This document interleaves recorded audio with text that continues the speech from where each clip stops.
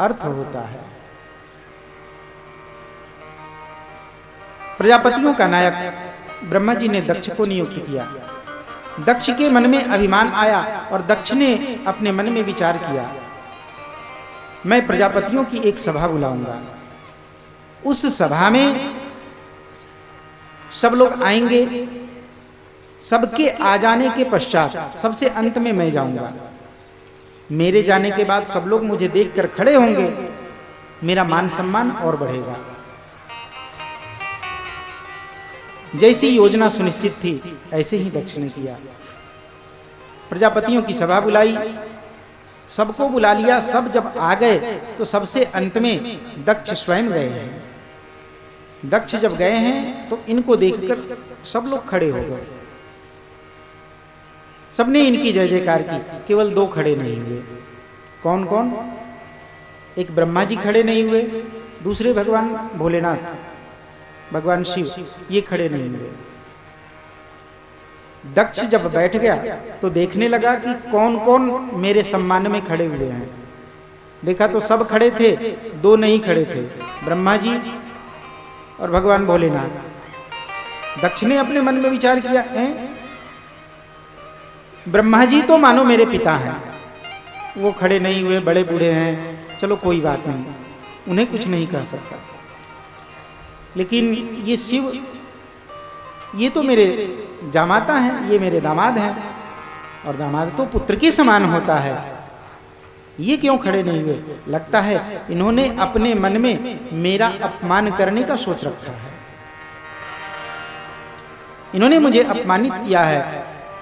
और ये सोचकर, ये विचार कर दक्ष ने भगवान शिव को शाप दे दिया, सहभागम न लभताम देवैर देवगणाधमः। आज के बाद भगवान शिव को यज्ञ में भाग नहीं मिलेगा। अब भगवान शिव खड़े क्यों नहीं हुए थे? ये खड़े इसलिए नहीं हुए क्योंकि इनकी समाधि लग गई थी। ये बैठे राम राम करने लगे, और राम राम करने लगे तो इनकी समाधि लग गई। जब समाधि लग गई तो अब कौन आ रहा है कौन जा रहा है इनको भला क्या पता?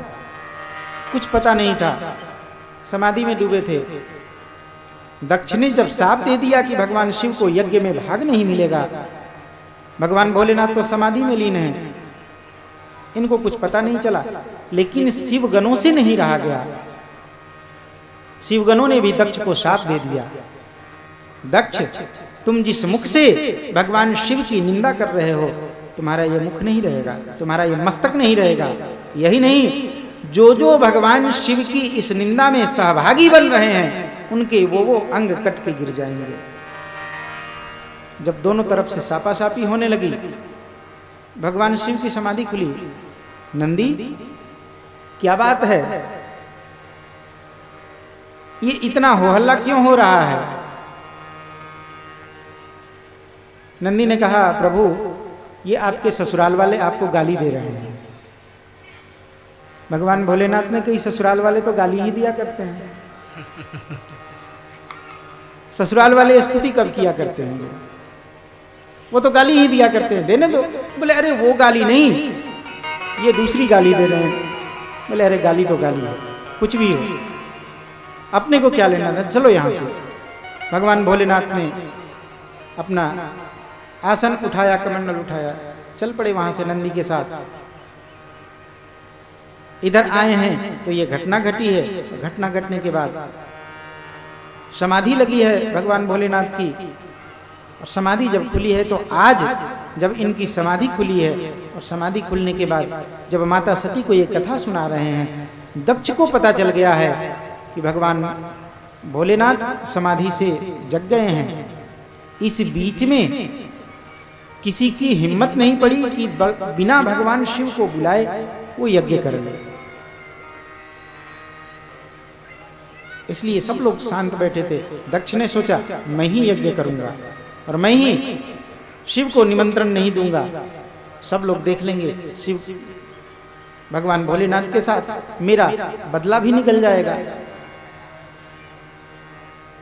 दक्ष ने हरिद्वार के कनखल मोहल्ले में यज्ञ का आयोजन किया है, देवताओं को निमंत्रण दिया, सब लोग कैलाश के ऊपर से ही आना। देवता लोग अपने अपने विमान में बैठकर हरिद्वार कनखल में यज्ञ के लिए चल पड़े हैं। माता सती ने आकाश मार्ग से देवताओं को जाते हुए देखा है। सती विलोके व्योम विमाना। माता सती ने जब विमान जाते हुए देखा तो भगवान भोलेनाथ से पूछ बैठी, प्रभु ये देवता लोग बड़े सज-धज के जा रहे हैं, कहाँ जा रहे हैं?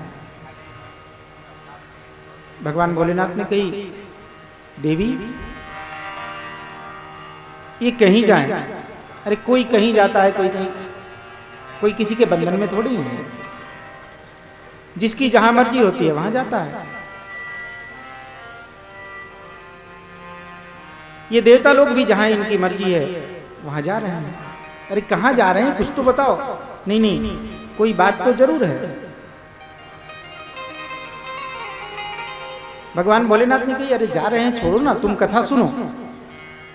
देवी सती को बार बार कहते हैं कथा श्रवण करने के लिए, लेकिन देवी सती का मन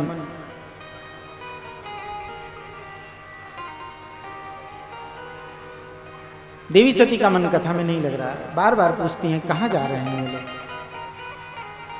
कुछ तो बताइए, ये आखिर जा कहाँ रहे हैं। बार बार जब सती प्रश्न करने लगी हैं तब भगवान भोलेनाथ ने कहा, आपके पिता दक्ष हरिद्वार कनखल में यज्ञ कर रहे हैं, ये देवता लोग वहीं जा रहे हैं। अरे मेरे पिता के यहाँ यज्ञ हो रहा है और आप यहाँ बैठे हैं, आपके ससुराल में यज्ञ हो रहा है, आप भी चलिए, मैं भी चलूंगी। भगवान भोलेनाथ ने कहा, नहीं हम नहीं जाएंगे। क्यों, आप क्यों नहीं जाएंगे? बोले हमें निमंत्रण नहीं मिला है, मुझे निमंत्रण नहीं आया। इन देवताओं को तो निमंत्रण आया है इसलिए जा रहे हैं, मुझे निमंत्रण नहीं आया है, मैं कैसे जाऊंगा।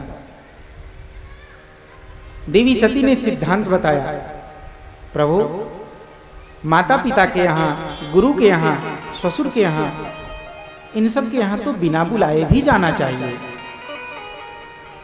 भगवान भोलेनाथ ने कही, हाँ यदि आप सिद्धांत की बात करती हैं तो हाँ, माता पिता के यहाँ, गुरु के यहाँ बिना बुलाए भी जाना चाहिए, लेकिन जब उनके घर में कुछ विशेष आयोजन हो, ऐसे समय पे बिना बुलाए नहीं जाना चाहिए। अजी आप कह रहे हैं जब विशेष आयोजन हो तो बिना बुलाए नहीं जाना चाहिए। अजी अपनों की जरूरत तो विशेष उत्सव इत्यादि कोई आयोजन होता है तभी होती है, और प्रायः ऐसा होता है जो अत्यंत करीबी होते हैं, लोग सोचते हैं कि उन्हें बाद में निमंत्रण दे देंगे, उन्हें बाद में बुलावा भेज देंगे, और ऐसे करते करते समय करीब हो जाता है और उनको निमंत्रण नहीं भेज पाते हैं। कभी कभी ऐसी भूल चूक हो जाती है, ये सामान्य बातें हैं। आप इन सब बातों को छोड़िए, चलिए तैयार हों। भगवान भोलेनाथ ने कहा, नहीं नहीं देवी, माता पिता के यहाँ, गुरु के यहाँ बिना बुलाए भी जाना चाहिए, ये भी बात मैं मान लेता हूँ। ये भी मान लेता हूँ कि जब कोई आयोजन हो, कोई यज्ञ हो, कोई उत्सव हो तो बिना बुलाए चले जाना चाहिए, ये भी बात अगर मैं आपकी मान लूँ तो चलिए ठीक है। लेकिन जहाँ कोई विरोध मानता हो वहाँ ऐसे नहीं जाना चाहिए। आवत ही हर्षे नहीं, नैनन नहीं सने, तुलसी तहाँ न जाइए, चाहे कंचन बरसे नहीं। ऐसे जगह पे जहाँ जाने के बाद किसी के हृदय में उल्लास ना हो, हर्ष ना हो, ऐसे जगह पे, ऐसे स्थान पे कभी भी बिना बुलाए नहीं जाना चाहिए। देवी सती अपने सारे तर्क प्रस्तुत करके हार गई। देवी सती ने कहा, देखो जी, भूल चूक होती है, गलती होती है, मैं मानती हूँ मेरे माता पिता से भी कोई गलती हो गई होगी, कोई चूक हो गई होगी, आपको निमंत्रण नहीं दिया, लेकिन हमें चलना जरूर चाहिए। भगवान भोलेनाथ बार बार मना करते हैं, लेकिन माता सती मानती नहीं है। माता सती बार बार इस जिद पे अड़ी हैं कि नहीं, हमें चलना चाहिए। भगवान भोलेनाथ कुछ नहीं बोले। भगवान भोलेनाथ जान गए जो प्रभु की इच्छा होगी वही होगा।